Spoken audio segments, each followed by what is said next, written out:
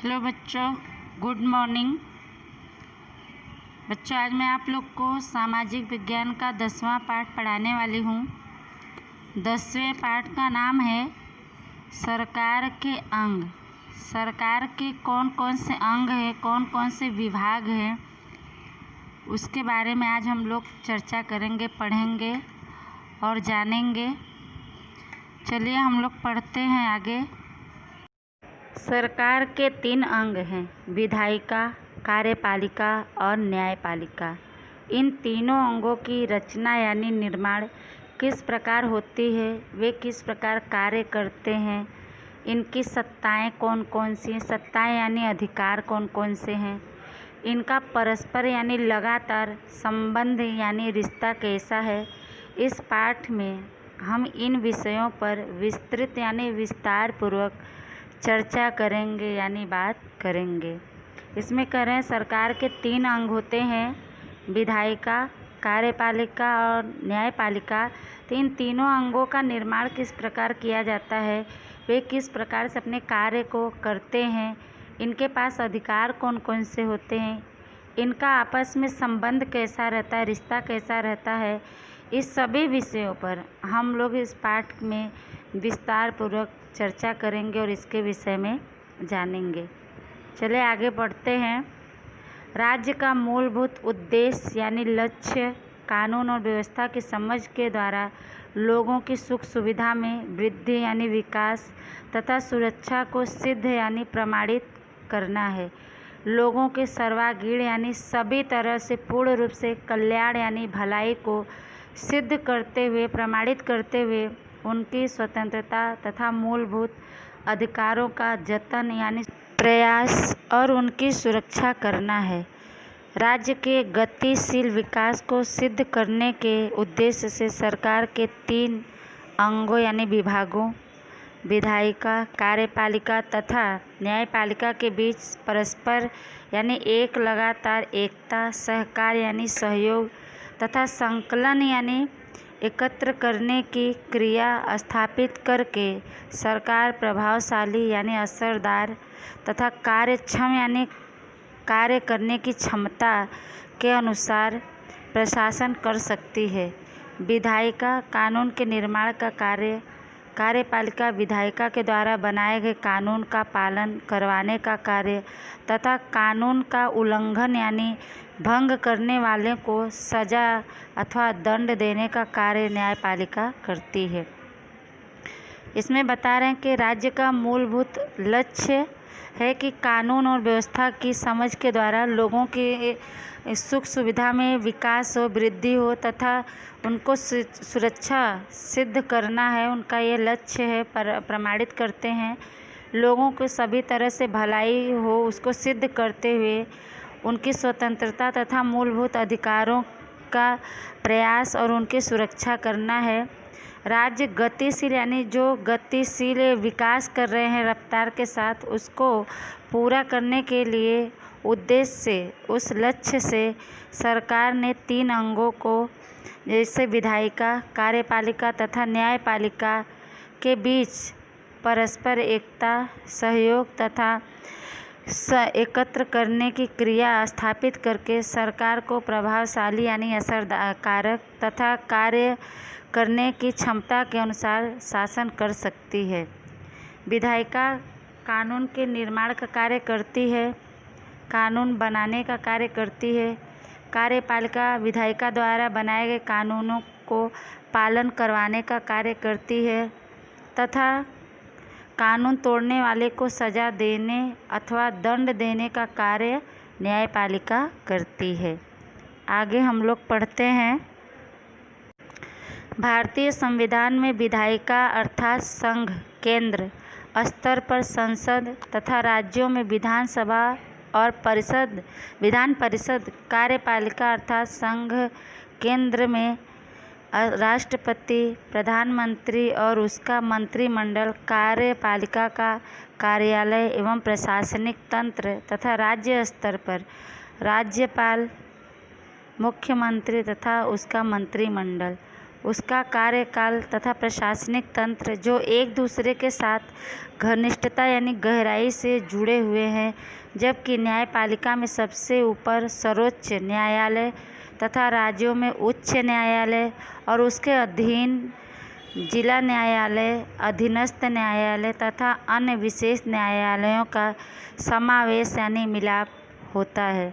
इस प्रकार न्यायपालिका विधायिका तथा कार्यपालिका से बिल्कुल अलग, स्वतंत्र, निष्पक्ष यानी किसी के पक्ष में न होकर तथा सुग्रथित यानी बंधी हुई, एक सूत्री यानी जैसे एक धागे में पिरोया हुआ अंग यानी विभाग है। इसमें बता रहे हैं कि भारतीय संविधान में विधायिका का मतलब होता है संघ केंद्र स्तर पर संसद तथा राज्यों में विधानसभा तथा और विधान परिषद। कार्यपालिका अर्थात संघ केंद्र में राष्ट्रपति, प्रधानमंत्री और उसका मंत्रिमंडल। कार्यपालिका का कार्यालय एवं प्रशासनिक तंत्र और राज्य स्तर पर राज्यपाल, मुख्यमंत्री तथा उसका मंत्रिमंडल, उसका कार्यालय तथा प्रशासनिक तंत्र जो एक दूसरे के साथ गहराई के साथ जुड़े हुए हैं। जबकि न्यायपालिका में सबसे ऊपर सर्वोच्च न्यायालय तथा राज्यों में उच्च न्यायालय और उसके अधीन यानी आश्रित जिला न्यायालय, अधीनस्थ न्यायालय तथा अन्य विशेष न्यायालयों का समावेश होता है। इस प्रकार न्यायपालिका विधायिका और कार्यपालिका से बिल्कुल अलग रहकर, स्वतंत्र आज़ाद रहकर, बिना किसी पक्ष में और सुग्रथित बंधी हुई एक सूत्री भाग है, अंग है। आगे पढ़ते हैं। भारत अलग अलग राज्यों से बना एक संघ राज्य है। कोई भी राज्य स्वतंत्र और सार्वभौम नहीं है। सार्वभौम यानी संपूर्ण भूमि पर उसका ये अधिकार नहीं है। भारत में संघ तथा राज्य स्तर पर संसदीय पद्धति यानी तरीके की सरकार है। इस पद्धति से राज्य सरकारों के बीच सत्ता विश्लेषण यानी अधिकारों की विवेचना के सिद्धांत के अनुसार सत्ता का विश्लेषण यानी सत्ता का छानबीन जांच किए जाने के कारण विधायिका तथा कार्यपालिका के बीच गहरा और परस्वावलंबी यानी एक दूसरे पर आश्रित रहकर ऐसे संबंध यानी रिश्ते होते हैं। जबकि न्यायपालिका स्वतंत्र, निष्पक्ष और एक अलग, विशिष्ट यानी खास स्थान रखती है। इसमें बता रहे हैं कि भारत अलग अलग राज्यों से बना एक संघ राज्य है। कोई भी राज्य स्वतंत्र और पूर्ण रूप से उस पे पूरे भूमि पर उसका ही अधिकार है, ऐसा नहीं है। भारत में संघ तथा राज्य स्तर पर संसदीय पद्धति यानी तरीके की सरकार है। इस पद्धति से राज्य सरकारों के बीच अधिकारों के विवेचना के सिद्धांत के अनुसार सत्ता यानी अधिकारों का जांच छानबीन किए जाने के कारण विधायिका तथा कार्यपालिका के बीच गहरा और एक दूसरे पर आश्रित रहने वाले ऐसे संबंध हैं। जबकि न्यायपालिका स्वतंत्र है, निष्पक्ष तथा अलग एक खास स्थान रखती है। आगे पढ़ते हैं। सत्ता विश्लेषण का सिद्धांत। सत्ता यानी अधिकार, विश्लेषण यानी विवेचना, तो अधिकारों के विवेचना का सिद्धांत, उसके बारे में हम लोग पढ़ते हैं और जानते हैं। राज्य के लिए सरकार जो कार्य करती है वे एक दूसरे से अलग होते हैं। तीनों अंगों के कार्य एक दूसरे से अलग होते हैं तथा हर एक कार्य में एक विशेष प्रकार की निपुणता यानी कौशलता की आवश्यकता होती है। अर्थात अलग अलग अंगों द्वारा अलग अलग व्यक्तियों द्वारा कार्य किया जाना चाहिए तथा अंत में प्रत्येक यानी हर एक अंग के कार्य अर्थात सरकार का संचालन यानी नेतृत्व सरल यानी आसान और कार्यक्षम बने यानी कार्यकुशल बने, इसके लिए सत्ता का विभाजन यानी बंटवारा करना आवश्यक है। जैसे विधायिका को कानून बना के निर्माण का अधिकार है, सत्ता है, वह उसका दुरुपयोग यानी गलत तरीके से प्रयोग न कर सके, इसके लिए कार्यपालिका तथा न्यायपालिका को अनेक सत्ताएं यानी अधिकार प्रदान की गई हैं। जो विधायिका के ऊपर नियंत्रण यानी अंकुश रोक लगाने की रखने की कार्य करती है। उसी प्रकार कार्यपालिका पर विधायिका तथा न्यायपालिका द्वारा नियंत्रण रखा जाता है तथा न्यायपालिका को विधायिका तथा कार्यपालिका पर नियंत्रण यानी अंकुश रखने की अनेक सत्ताएं यानी अधिकार प्रदान की गई हैं, दी गई हैं। यहाँ पे बता रहे हैं कि राज्य के लिए सरकार जो काम करती है वह एक दूसरे से अलग होते हैं। तीनों अंगों के जो काम हैं वो एक दूसरे से अलग हैं। हर एक कार्य में एक विशेष प्रकार की कुशलता की आवश्यकता होती है, अर्थात अलग अलग अंगों द्वारा, विभागों द्वारा, अलग अलग व्यक्तियों द्वारा काम किया जाना चाहिए तथा अंत में हर एक विभाग के कार्य अर्थात सरकार का नेतृत्व सरल, आसान और कार्यक्षम बने, इसके लिए अधिकारों का बंटवारा करना आवश्यक है। जैसे विधायकों को कानून के रचना का अधिकार है, वह उसका गलत प्रयोग न कर सके, इसके लिए कार्यपालिका तथा न्यायपालिका को अनेक ऐसे अधिकार दी गई है जो विधायिका के ऊपर अंकुश रखने का काम करती है, उसे नियंत्रण करने का काम करती है। उसी प्रकार कार्यपालिका पर विधायिका तथा न्यायपालिका द्वारा नियंत्रण रखा जाता है तथा न्यायपालिका को विधायिका तथा कार्यपालिका पर नियंत्रण यानी अंकुश रखने के अनेक अधिकार दिए गए हैं। आगे पढ़ते हैं। पहला, विधायिका। इसके बारे में क्या है विधायिका? भारत संसदीय लोकतंत्र वाला प्रजातंत्रात्मक राज्य है।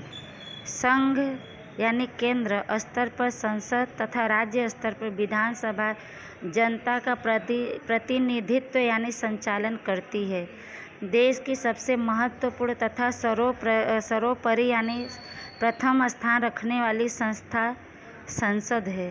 भारत की संसद में राष्ट्रपति, उपराष्ट्रपति, राज्यसभा तथा लोकसभा का समावेश किया गया है।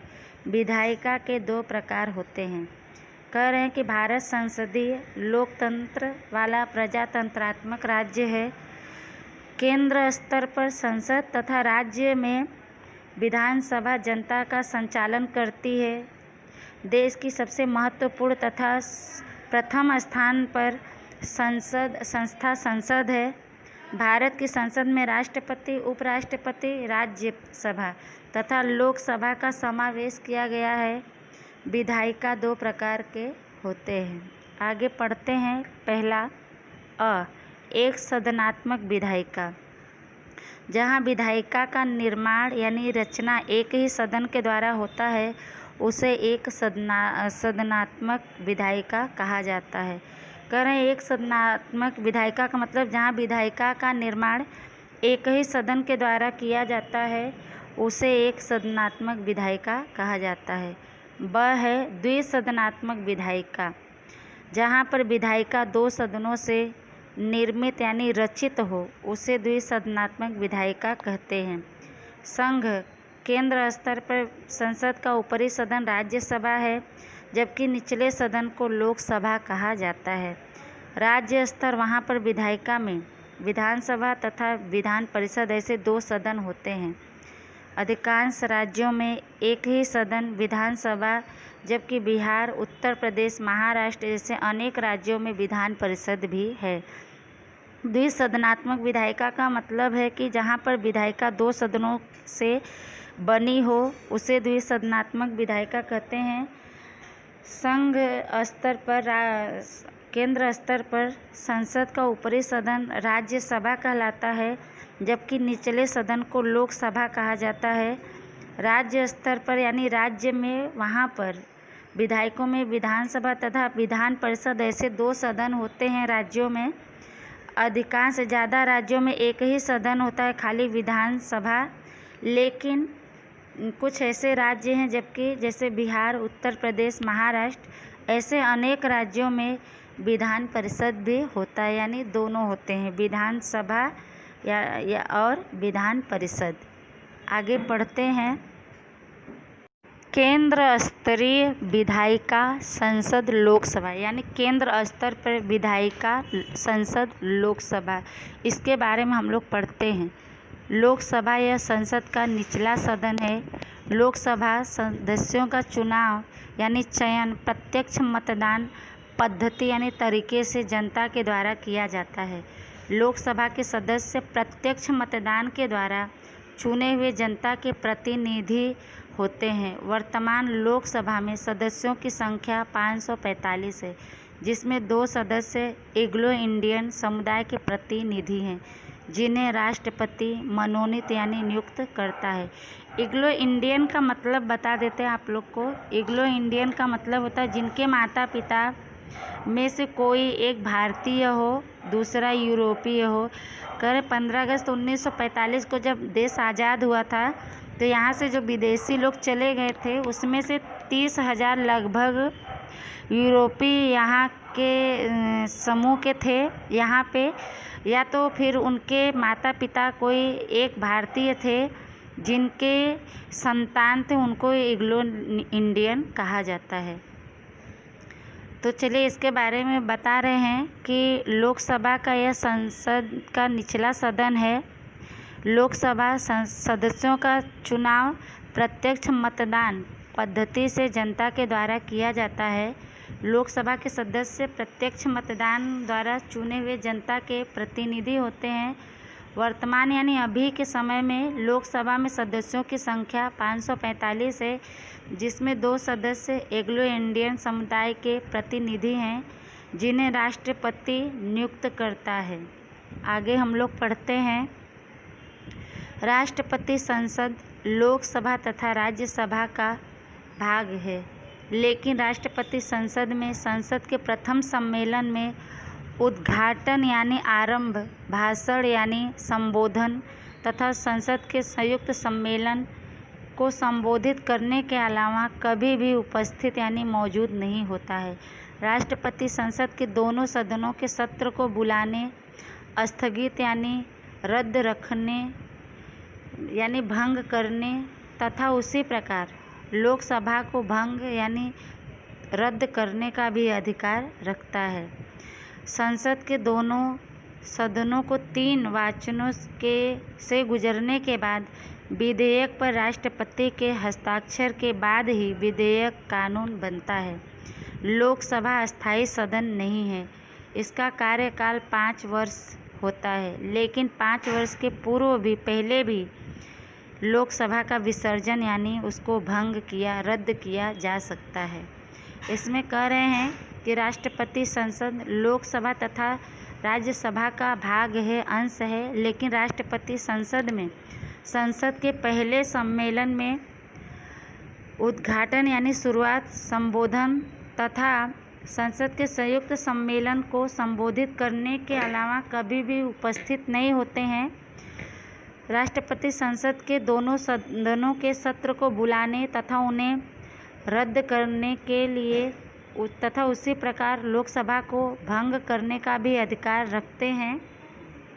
संसद के दोनों सदनों में 3 वाचनों से गुजरने के बाद विधेयक यानी बिल, अंग्रेजी शब्द का रूपांतर किया गया है, विधेयक हिंदी में बनाया गया है। विधेयक का मतलब होता है बिल, पर राष्ट्रपति के हस्ताक्षर के बाद ही विधेयक कानून बनता है। लोकसभा अस्थायी सदन नहीं है। इसका कार्यकाल यानी काम करने का समय 5 साल होता है, लेकिन 5 साल के पहले भी लोकसभा को समाप्त किया जा सकता है, उसे रद्द किया जा सकता है। आगे पढ़ते हैं। भारतीय संसद विधानसभा में उल्लेखित सीमाओं में रहकर, उल्लेखित यानी लिखे गए, सीमाओं यानी मर्यादाओं में रहकर अपनी सत्ता यानी अधिकारों का उपभोग कर सकती है। उस तरह संविधान सर्वोपरि है, संसद नहीं। यदि संसद के द्वारा निर्मित यानी रचित कानूनों से संवैधानिक व्यवस्थाओं का उल्लंघन होता है, यानी संविधान में बनाए गए व्यवस्थाओं का उल्लंघन होता है, उसे भंग किया जाता है, अथवा विसंगत यानी एक साथ न हो तो उसे न्यायालय में चुनौती दी जा सकती है। अगर न्यायालय को विश्वास हो जाए, यकीन हो जाए कि उस कानून के निर्माण से संवैधानिक यानी संविधान में लिखे गए कानून व्यवस्था जो लिखा गया उस व्यवस्थाओं का उल्लंघन हो रहा है, अवज्ञा हो रहा है, तो उसे असंवैधानिक, कानून को तोड़ने वाला, न मानने वाला मानते हुए अयोग्य यानी जो योग्य न हो घोषित कर सकता है। कह रहे हैं कि भारतीय संविधान में लिखे गए मर्यादाओं में रहकर अपनी अधिकारों का उपभोग कर सकता है, अपने अधिकारों का उपयोग कर सकता है। उस तरह संविधान सर्वोपरि है, प्रथम स्थान पर है, संसद नहीं। यदि संसद के द्वारा बनाए गए कानूनों से संवैधानिक व्यवस्थाओं, संविधान में लिखे गए व्यवस्थाओं का उल्लंघन होता है, उसे भंग किया जाता हो अथवा एक साथ न हो तो उसे न्यायालय में चुनौती दी जा सकती है। और अगर न्यायालय को यह यकीन हो जाए कि उस कानून के निर्माण से संविधान में लिखे व्यवस्थाओं का उल्लंघन हो रहा है तो उसे असंवैधानिक यानी कानून के खिलाफ मानते हुए अयोग्य यानी जो योग्य न हो ऐसे घोषित कर सकता है। घोषित करना यानी ऐलान करना होता है। आगे हम लोग पढ़ते हैं। आगे है संसद सदस्य के लिए योग्यताएं। योग्यताएं का मतलब कि काबिलियत जो संसद सदस्य के लिए चाहिए नागरिकों को, उसके बारे में हम लोग पढ़ेंगे। लोकसभा के सदस्य के लिए वह भारत का नागरिक होना चाहिए, कम से कम 25 वर्ष की आयु यानी उम्र होनी चाहिए तथा वह संसद के द्वारा निर्धारित किया गया यानी तय किया गया अन्य योग्यताओं यानी काबिलियत को पूरा करता हो। वह पागल, दिवालिया या मानसिक रूप से अस्थिर घोषित न किया गया हो। केंद्र सरकार या राज्य सरकार के अधीन यानी आश्रित, वैतनिक यानी वेतन पाने वाला कर्मचारी न हो। न्यायालय द्वारा अपराधी यानी दोषी घोषित न हो। ऐसे ही व्यक्ति लोकसभा के सदस्य के रूप में उम्मीदवार हो सकते हैं। संसद के 2 अधिवेशनों के बीच 6 माह यानी महीने से अधिक का समयांतर यानी समय में अंतर न हो। इस प्रकार से सदन की बैठक बुलानी पड़ती है। राष्ट्रपति प्रधानमंत्री की सलाह यानी राय पर लोकसभा का विसर्जन यानी निरस्त कर सकते हैं। व्यक्ति जिस सदन का सदस्य हो वह उस सदन की कार्यवाही में भाग ले सकता है तथा मतदान कर सकता है, लेकिन मंत्रिमंडल का कोई भी सदस्य संसद के निचले सदन का सदस्य न हो तो भी वह दोनों सदनों की चर्चा में भाग ले सकता है, संबोधन कर सकता है। संबोधन का मतलब होता है व्याख्यान करना, भाषण देना। परंतु ऊपरी सदन में सदस्य हो तो वह उसी सदन में मतदान कर सकते हैं। लोकसभा में गुजरात का कुल 26 सीटें यानी बैठकें हैं।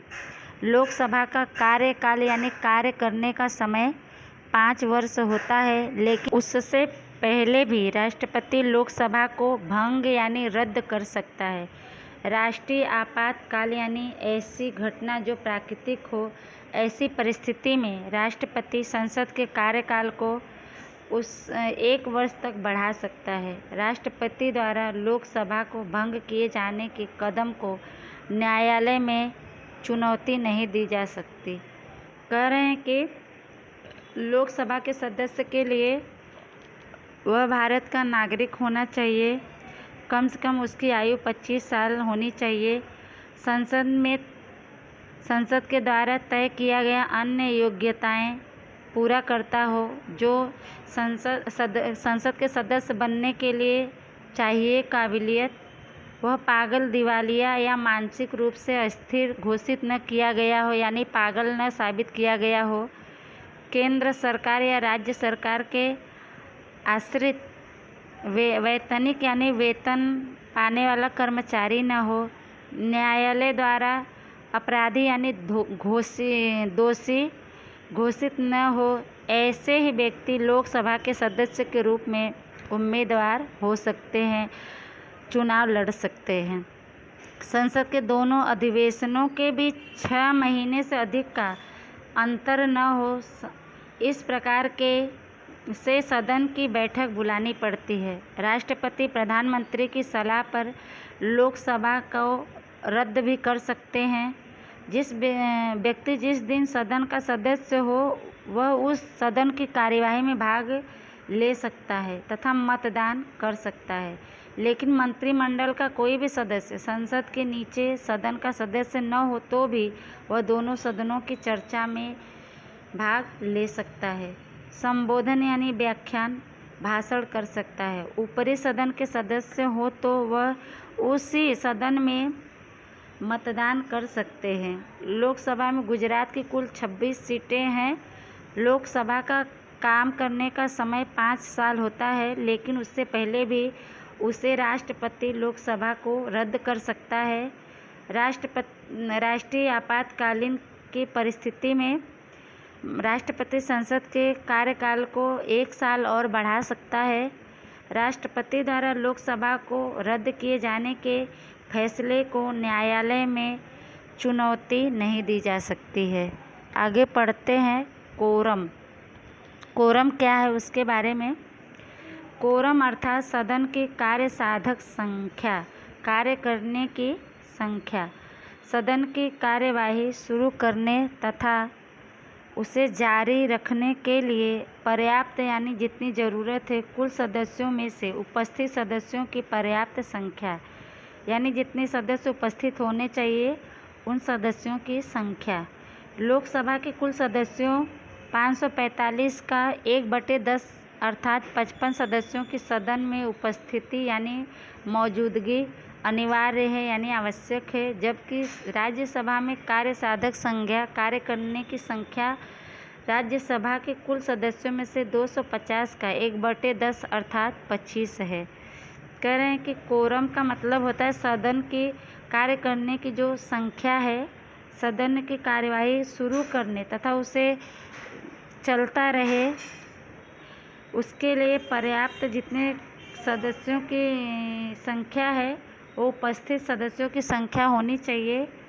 लोकसभा के कुल सदस्यों में 545 हैं जो 1/10 यानी कि 55 सदस्यों की सदन में उपस्थिति यानी मौजूदगी आवश्यक है, जबकि राज्यसभा में कार्य करने की संख्या राज्यसभा के कुल सदस्य 250 हैं, उसका 1/10 यानी 25 है। आगे हम लोग पढ़ते हैं क्या है राज्यसभा। राज्यसभा संसद का ऊपरी सदन है।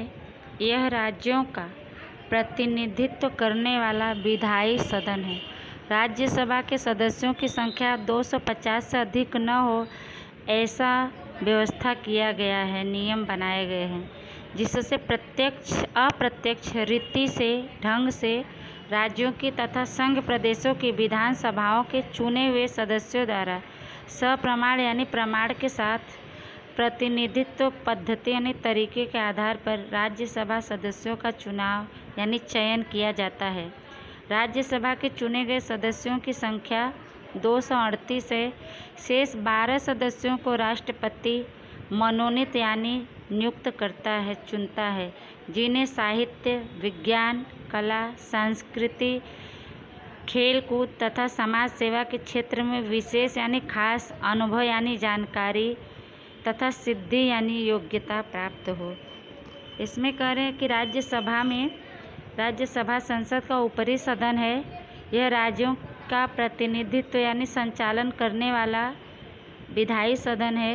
राज्यसभा के सदस्यों की संख्या 250 से अधिक न हो ऐसा नियम बनाया गया है, जिससे अप्रत्यक्ष ढंग से राज्यों की तथा संघ प्रदेशों की विधानसभाओं के चुने हुए यानी चयन किए गए सदस्यों द्वारा प्रमाणों के साथ, सबूतों के साथ प्रतिनिधित्व तरीके के आधार पर राज्यसभा सदस्यों का चयन किया जाता है और राज्य के चुने गए सदस्यों की संख्या 238 है। शेष 12 सदस्यों को राष्ट्रपति चुनता है, जिन्हें साहित्य, विज्ञान, कला, संस्कृति, खेल कूद तथा समाज सेवा के क्षेत्र में खास जानकारी हो तथा उन्हें योग्यता यानी सिद्धि यश प्राप्त होते हैं। कोई भी व्यक्ति एक साथ दोनों सदनों का सदस्य नहीं हो सकता है। और इसमें यह भी प्रावधान किया गया है, नियम बनाए गए हैं कि कोई भी एक व्यक्ति एक साथ दो सदनों का सदस्य नहीं हो सकता है। आगे पढ़ते हैं। योग्यताएं। राज्यसभा के सदस्य के लिए उम्मीदवार को भारत का नागरिक होना चाहिए। उसकी उम्र 30 वर्ष या उससे अधिक होनी चाहिए। वह पागल, दिवालिया तथा मानसिक रूप से अस्थिर तथा सजा प्राप्त अपराधी यानी दोषी नहीं होना चाहिए। सरकारी संवैतनिक यानी वेतन पाने वाला कर्मचारी अथवा किसी लाभ के पद यानी स्थान पर नहीं होना चाहिए। राज्यसभा में गुजरात के लिए 11 बैठकें यानी सीटें प्रदान की गई हैं यानी दी गई हैं। राज्यसभा एक अस्थायी सदन है। इसका विसर्जन यानी भंग नहीं होता है, इसे समाप्त नहीं किया जा सकता, इसे तोड़ा नहीं जा सकता। राज्यसभा के 1/3 यानी 3 अंश सदस्य एक दूसरे वर्ष सेवानिवृत्त यानी अपने कार्य से मुक्त होते हैं और उतने ही नए सदस्यों का चुनाव यानी चयन किया जाता है। इस तरह राज्यसभा के सदस्यों का कार्यकाल यानी कार्य करने का समय 6 वर्ष यानी 6 साल होता है। वे पुनः यानी अपने आप फिर से निर्वाचित यानी चुने या पसंद किए जाते हैं। उनको फिर से चुना या पसंद किया जा सकता है। इसके द्वारा बता रहे हैं इसमें कि योग्यताएं क्या क्या होनी चाहिए राज्यसभा के सदस्य के लिए। अगर कोई नागरिक उम्मीदवार होना चाहता, सदस्य बनना चाहता है राज्यसभा का, तो उसे पहले बार भारत का नागरिक होना चाहिए। उसकी उम्र 30 साल या उससे अधिक होनी चाहिए। वह पागल, दिवालिया या मानसिक रूप से बीमार नहीं होनी चाहिए। कोई सजा या अपराधी नहीं हो, ऐसा घोषित न किया गया हो।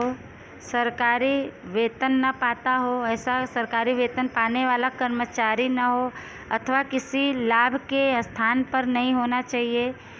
राज्यसभा में गुजरात के लिए 11 बैठकें हैं दी गई हैं। राज्यसभा एक अस्थायी सदन है, इसको कभी तोड़ा या भंग नहीं किया जा सकता है। राज्यसभा के 1/3 सदस्य हर दूसरे वर्ष अपने कार्य से मुक्त होते हैं और उतने ही नए सदस्यों का चुनाव कर लिया जाता है। इस तरह राज्यसभा के सदस्यों का काम करने का समय 6 साल का होता है और वे फिर से चुने या पसंद किए जाते हैं। आगे पढ़ते हैं। सामान्यतः संसद के दोनों सदनों के वर्ष में 3 अधिवेशन होते हैं, जैसे कि बजट सत्र, मानसून सत्र तथा शीतकालीन सत्र। भारत के उपराष्ट्रपति पद के आधार पर राज्यसभा के अध्यक्ष होते हैं। राज्यसभा के सदस्य अपने में से ही उपाध्यक्ष का चुनाव यानी चयन करते हैं। राज्यसभा के प्रथम अध्यक्ष चेयरमैन डॉक्टर सर्वपल्ली राधाकृष्णन थे। वैसे संसद के दोनों सदनों के वर्ष में 3 अधिवेशन होते हैं, जैसे कि एक बजट सत्र पेश होता है, दूसरा मानसून को लेकर सत्र पेश किया जाता है, तीसरा शीतकालीन सत्र पेश किया जाता है। भारत के उपराष्ट्रपति अपने पद यानी स्थान के आधार पर राज्यसभा के अध्यक्ष होते हैं। राज्यसभा के सदस्य अपने में से ही उपाध्यक्ष का चुनाव करते हैं। राज्यसभा के पहले अध्यक्ष के रूप में, चेयरमैन के रूप में डॉक्टर सर्वपल्ली राधाकृष्णन चुने गए थे। आगे हम लोग पढ़ते हैं। लोकसभा अध्यक्ष, जिन्हें स्पीकर भी कहते हैं, उनके बारे में हम लोग पढ़ते हैं। लोकसभा का कामकाज व्यवस्थित रूप से तथा निर्धारित यानी तय किए गए नीति नियमों के अनुसार चले, इस पर नज़र रखना, सदन में शिष्टता यानी अच्छे व्यवहार, आचरण, व्यवस्था तथा सदन की गरिमा यानी गौरव को बनाए रखने का कार्य लोकसभा अध्यक्ष करता है। लोकसभा सदस्य अपने में से ही लोकसभा के अध्यक्ष और उपाध्यक्ष का चयन करते हैं, चुनाव करते हैं। अध्यक्ष लोकसभा की बैठक के दौरान यानी समय सदन के अध्यक्ष के रूप में उसकी कार्यवाही का संचालन और नियमन यानी नियम के अनुसार करता है। अध्यक्ष सदन के सदस्यों से सदन में शिष्टाचार यानी अच्छे व्यवहार की अपेक्षा यानी उम्मीद रखता है। वह सदन की मर्यादा यानी सम्मान का रक्षक होता है, सम्मान का रक्षा करने वाला होता है सदन के। उसका निर्णय यानी फैसला सदन में अंतिम निर्णय यानी फैसला होता है।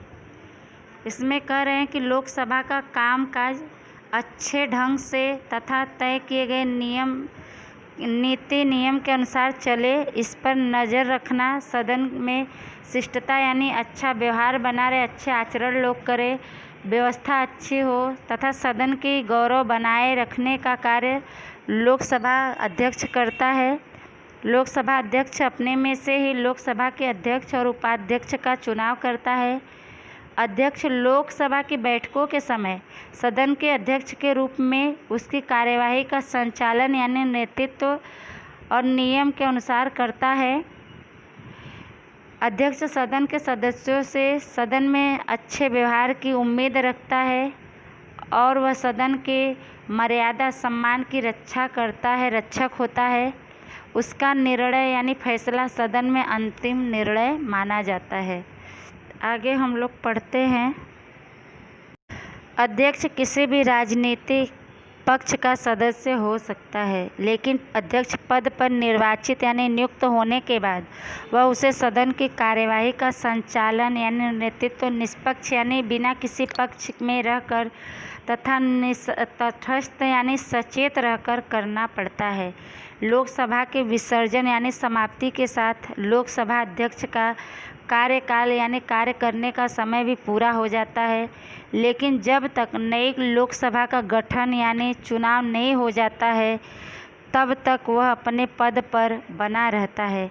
14 दिनों की नोटिस देकर लोकसभा के सदस्य सामान्य बहुमत यानी सामान्य लोगों की सहमति से प्रस्ताव पारित कर लोकसभा अध्यक्ष को उसके पद यानी स्थान से पदवी से हटा सकते हैं। लोकसभा या विधान सदनों में होने वाले भाषण, आलोचना यानी बुराइयों आदि अध्यक्ष को संबोधित करने के साथ होते हैं। संसद के दोनों सदनों की कार्यवाही अंग्रेजी या हिंदी भाषाओं में हो सकती है, लेकिन इन दोनों भाषाओं को न जानने वाले सदस्यों को उनकी मातृभाषा यानी जिस प्रदेश में वो रहते हैं, जिस भाषा को बोलते हैं, उस भाषा में अपनी बात को कह सकते हैं, बोल सकते हैं। ऐसी अनुमति अध्यक्ष दे सकता है। अगर अध्यक्ष की अनुमति के आज्ञा के बिना कोई भी सदस्य लगातार 60 दिन यानी 2 महीने तक लोकसभा में अनुपस्थित रहता है, मौजूद नहीं रहता है, तो उसकी सीट बैठक खाली यानी रिक्त मान ली जाती है। अध्यक्ष सदन की कार्यवाही को स्थगित यानी रद्द कर सकता है।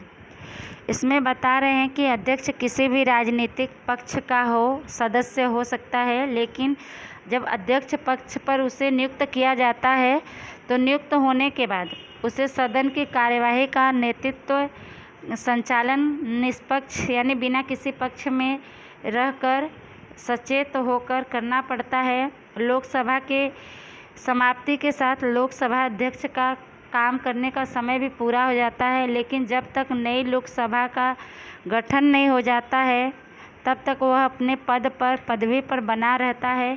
14 दिन की नोटिस देकर लोकसभा के सदस्य साधारण सहमति के प्रस्ताव पारित कर लोकसभा अध्यक्ष को उसके पद से हटा सकते हैं।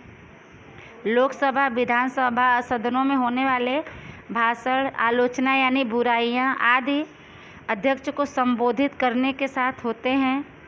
दोनों सदनों की कार्यवाही 2 भाषाओं में होती है, अंग्रेजी या हिंदी भाषा में, लेकिन ये दोनों भाषाएं न जानने वाले सदस्यों को उनकी अपनी प्रादेशिक भाषा यानी मातृभाषा जहाँ पे वो रहते हैं, जिस प्रदेश के हैं, जो भाषा बोलते हैं उस भाषा में संबोधित करने की आज्ञा अध्यक्ष उनको दे सकता है। अगर अध्यक्ष के मंजूरी के बिना कोई भी सदस्य लगातार 2 महीने तक 60 दिन तक लोकसभा में उपस्थित नहीं रहता है तो उसकी सीट खाली मानी जाती है। अध्यक्ष सदन की कार्यवाही को स्थगित यानी समाप्त कर सकता है, रद्द कर सकता है। आगे पढ़ते हैं। निर्णायक मत यानी कास्टिंग वोट। सदन की कार्यवाही में जब भी किसी प्रश्न, किसी भी मुद्दे यानी विषय, समस्या अथवा विधेयक यानी बिल बताए आप लोग को, पर चर्चा यानी विचारणा यानी लोगों के विचार के बाद निर्णय के समय उसके पक्ष तथा विपक्ष में बराबर मत पड़े, तब अध्यक्ष अपना निर्णायक मत कास्टिंग वोट दे सकता है। इसके अलावा वह सदन में मतदान में भाग नहीं ले सकता। लोकसभा के प्रथम अध्यक्ष श्री गणेश वासुदेव मावड़ंकर थे।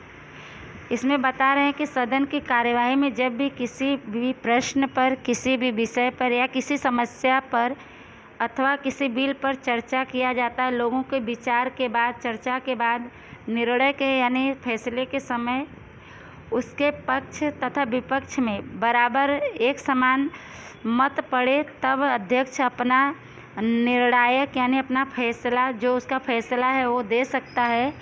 उसके अलावा वह सदन में मतदान में भाग नहीं ले सकता है। लोकसभा के प्रथम अध्यक्ष के रूप में श्री गणेश वासुदेव मावड़ंकर थे। आगे हम लोग पढ़ते हैं।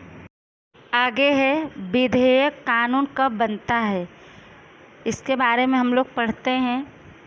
कानून बनाने के लिए प्रस्तुत प्रस्ताव यानी दरखास्त को विधेयक यानी बिल कहते हैं।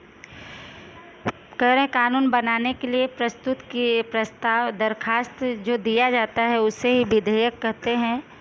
आगे हम लोग इसके बारे में पढ़ रहे हैं। और संसद वर्तमान कानून में सुधार करने, नए कानून का निर्माण यानी रचना करने, पुराने तथा असंगत, जो संगत में न हो, जुड़ा न हो, ऐसे कानूनों को रद्द करने यानी समाप्त करने का महत्वपूर्ण कार्य करती है। सामान्य विधेयक, वित्त विधेयक यानी धन विधेयक यानी बिल तथा संविधान संशोधन यानी सुधार विधेयक निम्न प्रक्रियाओं को पूर्ण करने के बाद कानून का स्वरूप यानी रूप लेता है, जिसकी सामान्य व्यवस्था निम्न अनुसार है। इसमें कह रहे हैं कि संसद वर्तमान यानी अभी के समय में कानून में सुधार करने, नए कानून बनाने, पुराने तथा जो कानूनों में जुड़ा न हो ऐसे कानूनों को रद्द करने का महत्वपूर्ण कार्य करती है। सामान्य विधेयक, वित्त विधेयक तथा संविधान संशोधन विधेयक निम्न प्रक्रियाओं को पूर्ण करने के बाद कानून का रूप लेता है, जिसकी सामान्य व्यवस्था निम्नानुसार है। उसके बारे में हम लोग पढ़ते हैं। किसी भी विधेयक को संसद के दोनों सदनों में से किसी भी एक सदन में प्रस्तुत किया जा सकता है। विधेयक मंत्री अथवा सदन के किसी भी सदस्य द्वारा प्रस्तुत किया जा सकता है। करें किसी भी विधेयक को यानी बिल को संसद के दोनों सदनों में से किसी भी एक सदन में प्रस्तुत किया जा सकता है। विधेयक मंत्री अथवा सदन के किसी भी सदस्य के द्वारा प्रस्तुत किया जा सकता है, दिया जा सकता है। आगे पढ़ते हैं। जब संसद के दोनों सदनों के बीच किसी विधेयक को पारित करने के संबंध में मतभेद उत्पन्न हो यानी दोनों का विचार न मिलता हो, सहमति न हो, तब राष्ट्रपति संसद के दोनों सदनों की संयुक्त बैठक बुला सकता है, जिससे बहुमति यानी अधिक से अधिक मत से विधेयक पारित किया जा सके। संयुक्त बैठक का संचालन लोकसभा अध्यक्ष यानी स्पीकर ही संभालता है। इसमें बता रहे हैं कि संसद के दोनों सदनों के बीच किसी भी विधेयक यानी बिल को पारित करने के विषय में अगर मतभेद उत्पन्न हो जाता है, सहमति नहीं होती है, तब ऐसी स्थिति में राष्ट्रपति संसद के दोनों सदनों को संयुक्त बैठक बुला सकता है, जिससे बहुमत यानी अधिक मत सहमति से विधेयक पारित किया जा सकता है, पास किया जा सके। संयुक्त बैठक का संचालन यानी नेतृत्व लोकसभा अध्यक्ष स्पीकर ही संभालता है, उसको देखता है। आज के लिए इतना ही बस। बच्चों, आगे का भाग मैं बाद में पढ़ाऊँगी पार्ट 2 में। जितना पढ़ाया गया है उसको आप लोग अच्छे से ध्यान से 1 से 2 बार सुनिएगा और समझिएगा। एक बार में समझ में ना आए तो 2 बार इसको सुनिएगा, तब समझ में आएगा। तब तक के लिए धन्यवाद।